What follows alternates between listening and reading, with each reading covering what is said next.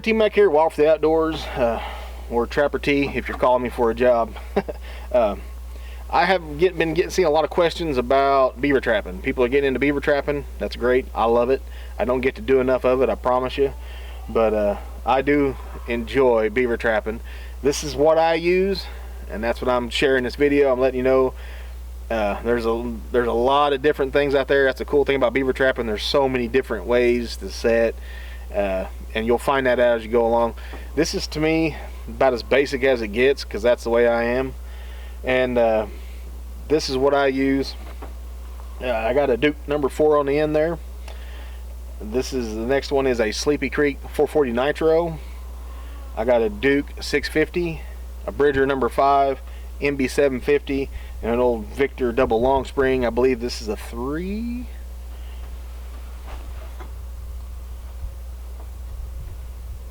I can't really tell. I believe that is a 3. And that's now your workhorse on the beaver line, your 330 Conibear. Now that's about all you really need. You don't even need this many.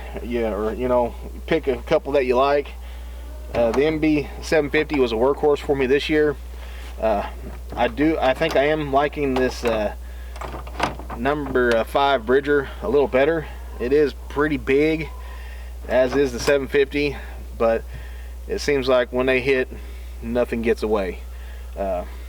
Some of your smaller traps, I have had some toe pinches, and that's just part of the game. But I do like these two traps, and this Bridger, I like the pan on it a little more, and the way it sets a little more, whereas the MB 750 was a little more complicated. Well, not even complicated, but I always had to seem to take out my glove off to get it set. Getting this, but anyway, it's still a good trap. Any of these will catch beaver. I don't, no matter what people say, everybody's going to have their favorite. I like all traps. I am not against any one trap. I like them all. So now all of mine are offset jaw. In Oklahoma, if you're setting for beaver, you have to have offset jaw. That's just the name of the game. So this is an offset MB 750, and I'm telling you right now, every time it snapped, there was a beaver in it. So this is a closed jaw number 5 Bridger, but I just laminated the jaws myself. So a lot of people are going to say, closed jaw only, closed jaw only. These closed jaw, that's good, but these offset jaws will catch beaver as well. Now, my favorite set, of course, is the submersion set. That's going to be your typical foothold set for a beaver. Some people call them drowning sets. I do it very basic. I've seen some people use rods, some people use chains. I've even seen something called, I think it's called a Montana rig. But basic for me, I use a feed sack. I raise my own meat. I got a lot of poultry, I got rabbits, I got dogs.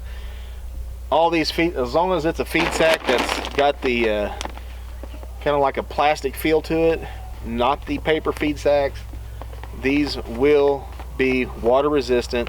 And depending on where I'm setting, I either fill it up with dirt, well, at least halfway full of dirt, or I find a big rock, shove it in there, wrap it up, put either wrap it with wire, or just go get you some zip ties, heavy duty zip ties, zip tie it shut, and then you run one end of your wire there, the other end to your trap, and you've got a submersion set.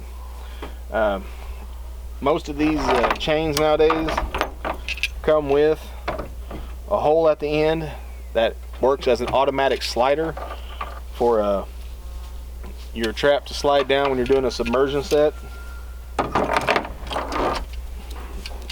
like that.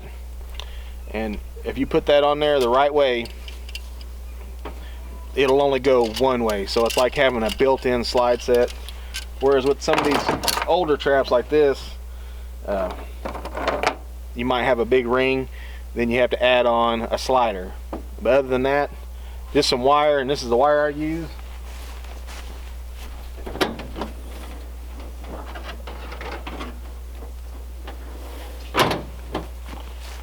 I want to say this is just a 14 gauge wire, or baling wire will work, and you can use just straight baling wire, but if you got a little bit thin wire, I will twist it and makes it even stronger.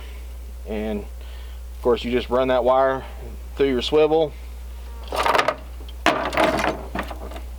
up through there like that, through the hole, and stake it in, and you've got a submersion set. I'll probably do another video on that, just focusing on the submersion set for beaver.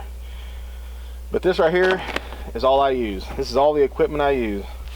This is easy to pack in my pack basket. A lot of times I gotta walk a quarter to a half a mile into where I'm going to go, and I'm not going to drag center blocks.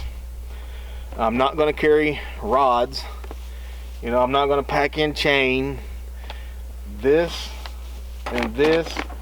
and whatever I've got there, be it dirt or rocks or chat, whatever it is, I'll find that when I get there. And so I try to carry in super light, and this is about as light as it gets. I can pack 3 or 4 of these in my pack basket, you know, squished down pretty small. A couple rolls of wire, 3 or 4 of these footholds, and I'm off. And I'm not packing a whole lot of weight, so that's why I use this system. And as far as what I use bait lure wise, I only use mostly two kinds of baits and lures, and that's from Old South Lures and Southern Snare Supply. I think they have some really great products. Of those two, my absolute favorite would have to be Beaver Reaper. It is an oil-based product, and it absolutely works every time I use it. So get them wherever you want to get them. To me, I mean, I'm just an Old South Lures and Southern Snare Supply guy, so I use theirs. But I would have to say Beaver Reaper. If I could only carry one bottle of lure into an area beaver trapping, that would be the one bottle. So there it is. This is about as basic as it gets. Light carrying in, and you can be successful like this. I hope this helps somebody out there. If you like what you see, please share, subscribe, like, and I'll be back with you on another video pretty soon. God bless. I love you. I'll see you next time.